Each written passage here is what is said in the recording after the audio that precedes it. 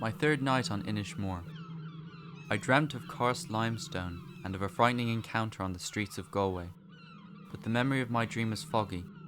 Only the hazy recollection of a decrepit fisherman holding my arm with a firm grip and telling me to make my way back to the islands before it was too late.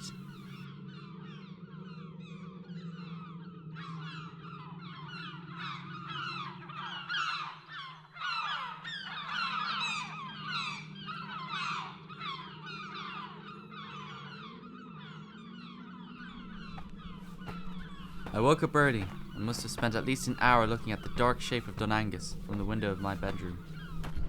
I drank a cup of tea, took my camera, and then walked back to the cliff overlooking the perfectly rectangular natural tidal pool known as the Wormhole.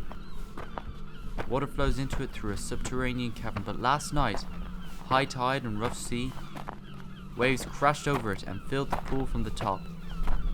Today the Wormhole is quiet, a resting aquatic beast. I have always thought that, in James Joyce's The Dead, Molly Ivors had this place in mind when she invited Gabriel Conroy to the islands.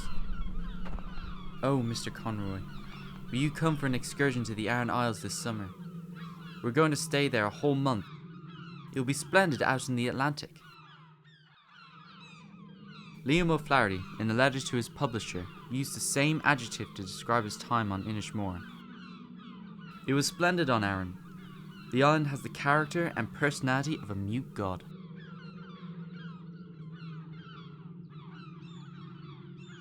But Gabriel Conroy had little interest in these islands. His splendid plan for the summer, a trip to either France, Belgium or Germany. I think that's the only reference to the Arans in the fiction of James Joyce, but during his stay in Galway in 1912, he did write a newspaper article titled The Mirage of the Fishermen of Aran. Here, Joyce declared that the Aran Islands were the strangest place in the world, or something to that effect.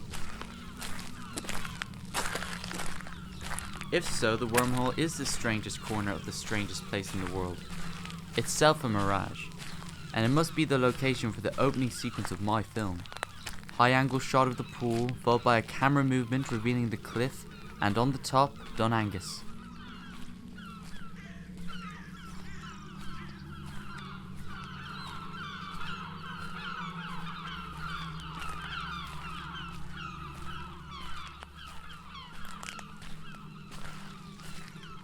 My camera ran out of battery. I walked back to my lodge and thought of Joyce's fisherman, and of the old fisherman from my dream.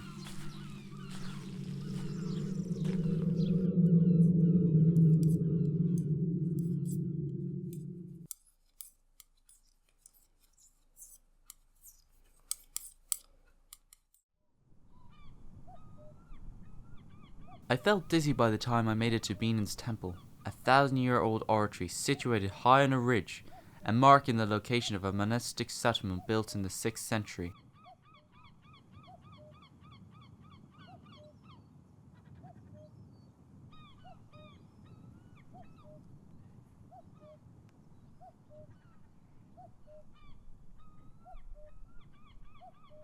A red-haired woman who I encountered on my way up there told me that the building was believed to be the tomb shrine of Saint Benangus of Armagh.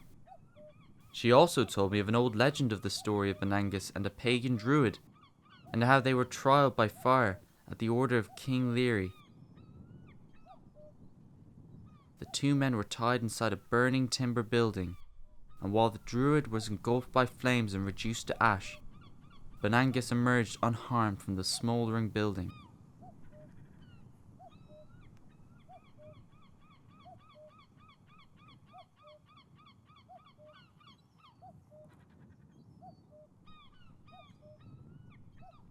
A white cottage with a thatched roof then caught my attention. It looked like the ideal home for the hero of my film. He will leave the front door ajar, walk up the ridge at dawn and think of how Benangus survived his trial by fire. Or perhaps he would think of Robert Flaherty's The Man of Aran, of Joyce's Fisherman, or of John Millington Synge and his Riders to the Sea. He would then slowly walk back to his cottage, a cottage which would look very much like the location of Synge's play. An island off the west of Ireland. Cottage kitchen with nets, oilskins, spinning wheel, some new boards standing by the wall.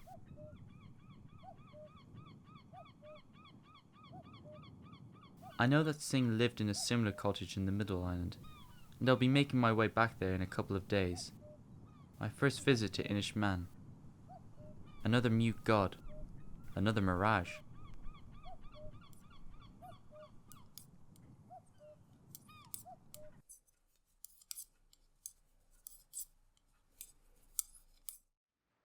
Camera in my hand, I was the only passenger to disembark the ferry at Inishmaan. I walked from the pier to Dunconnor, to the irregular elliptical shape of the fort dating back to the Bronze Age. Just opposite the fort is a 300-year-old cottage once inhabited by Singh. A local man who was walking his dog told me that until the end of the 1990s, the place was derelict and the thatch rotten, but has since been restored. It now hosts a small museum which was closed to the public during my visit. Singh wrote, "Some dreams I have had in this cottage seem to give strength to the opinion that there is psychic memory attached to certain neighborhoods.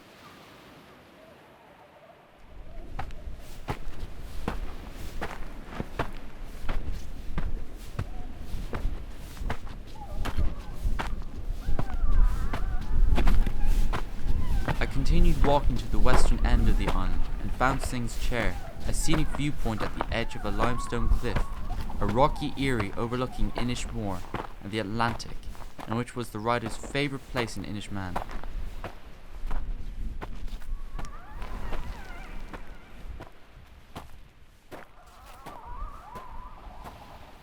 The black edge of the North Island, he wrote, is in front of me. Galway Bay, too blue almost to look at on my right, the Atlantic on my left, a perpendicular cliff under my ankles, and over me innumerable gulls that chase each other in a white cirrus of wings. As I lie here hour after hour, I seem to enter into the wild pastimes of the cliff, and to become a companion of cormorants and crows.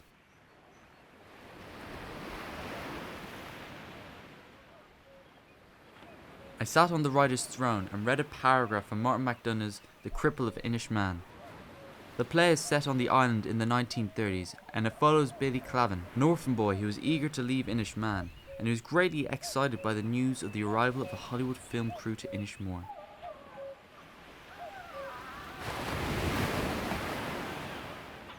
From Hollywood, California and America they're coming, led by a Yank by the name of Robert Flaherty, one of the most famous and richest Yanks there is. Coming there to Inishmore, they're coming. And why are they coming? I'll tell you why they're coming. To go making a moving picture film will cost her $1 million. We'll be shown throughout the world. We'll show life how it's lived on the islands. We'll make film stars of whoever should be chosen to take part in it, and we'll take them back to Hollywood, and then be giving them a life free of work. Or anyways, only acting work, which can't be called work at all. It's only talking."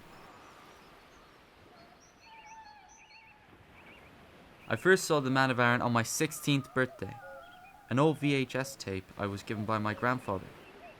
I did not care much for the realism of the film back then, and I care even less about that now. I'm not even sure I've ever thought of it as a documentary.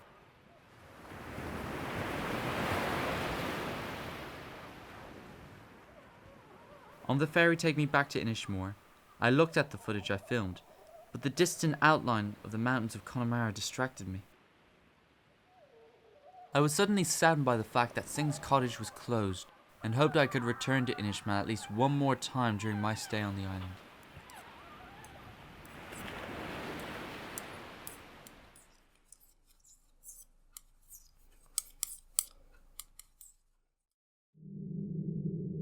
Late last night, I backed up my footage, and then decided to watch again George C. Stoney's How the Myth Was Made, a study of Robert Flaherty's Man of Aran.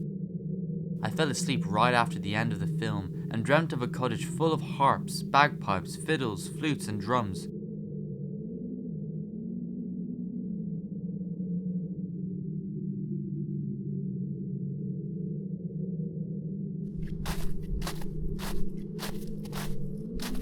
I woke up early in the morning and visited the 7 churches. As I walked around the monastic ruins of the most important pilgrimage site on the island, these words from Stoney's film resounded in my head. Today, the film Robert Flaherty made here has itself become legend.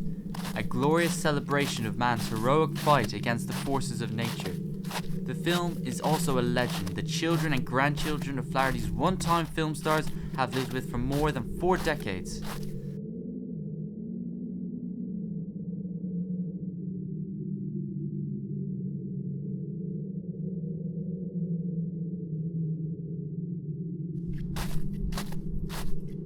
I walked around the ruins and noticed recent graves on the grounds of the churchyard, and I wondered whether any of the men and the women who appear in the Man of Aran were buried there, perhaps next to the islanders who died in the plague of 1019.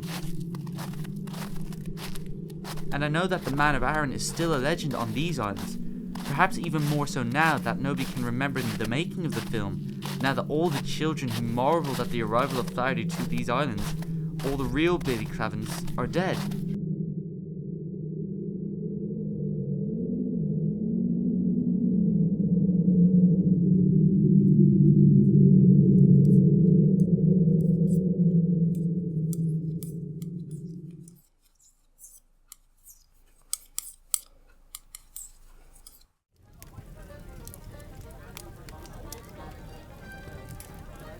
I was never able to identify the exact location of the scene from the Man of Aran, where a boy is fishing from the edge of a cliff.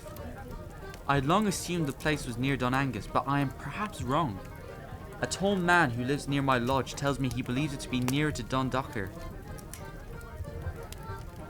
Earlier this morning, I walked there, to the Black Fort, and brought with me a copy of Synge's The Aran Islands. I had read it before, and yet I had forgotten about a description strongly reminiscent of that particular scene from the Man of Aran. Synge describes the arrival of a man from Inishmaan to Inishmore and writes, "As soon as he came near the other island, he saw a man fishing from the cliffs, and this man called out to him.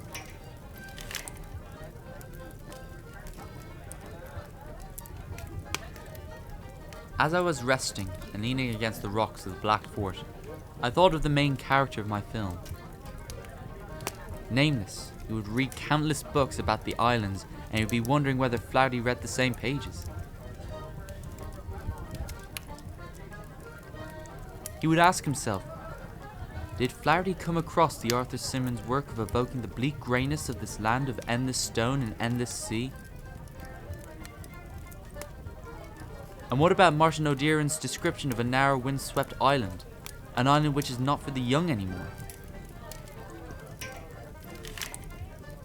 And I too wonder whether Flaherty read the books I have read.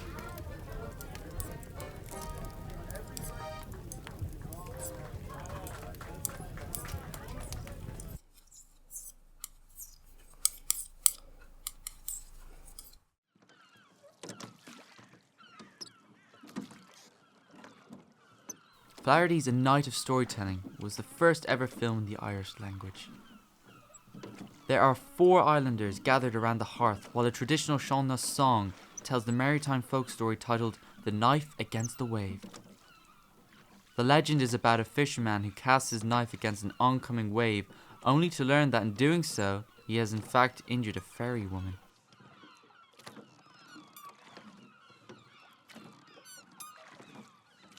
Last night I kept thinking of this film while I tried to fall asleep, and I later dreamt of broken shells and of dainty glens, of seaweed and of haythorn trees scattered around the rugged coast of Connemara.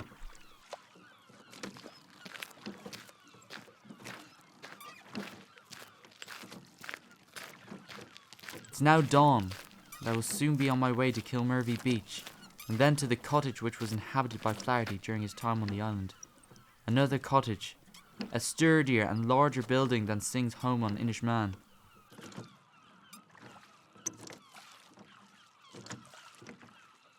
In Stones of Aran, Tim Robinson describes it as a single-storied, many-windowed house that nowadays gives the impression of being a trifle tired of sunshine, enjoying a spacious setting on the western shoulder of the bay at Kilmervy Beach, near an old stone pier.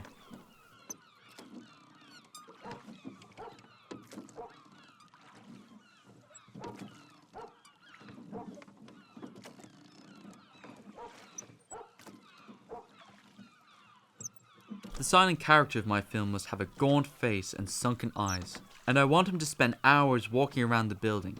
He He will also try to enter the cottage and see the place where the film was edited, the rooms where their equipment was stored, and those where Robert Flaherty and his crew ate, drunk, told folk stories late at night while sitting around the hearth, the rooms where they slept, and perhaps prayed.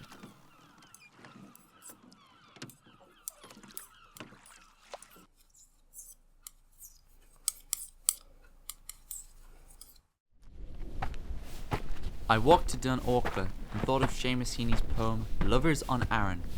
Like Singh, Flaherty or MacDonagh, Heaney doesn't describe the Aran Islands, he reinterprets them, while his poetry sustains further reinterpretations.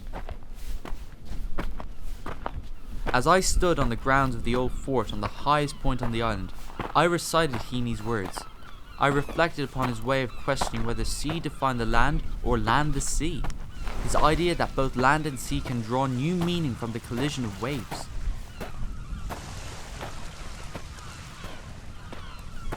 I repeated the final line of the poem.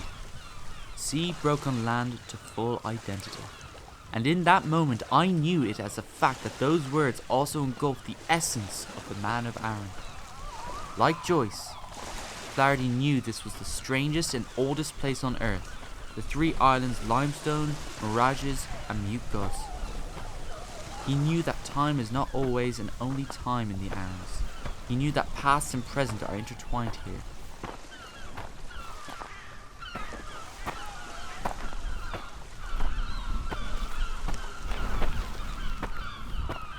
On these islands, film is overpowered by geology and empowered by history. It can only capture paradox and unresolved contradiction. That's why Flaherty stayed to the disappeared practices of whaling and shark hunting. He was criticised for doing so, as if the point of his film was to tell it as it is. That wasn't the point. He never really is. My script doesn't tell it as it is. Neither does my footage. This diary is in fact my only script. My emaciated character with his dread of the world beyond these islands will never leave his thatched cottage.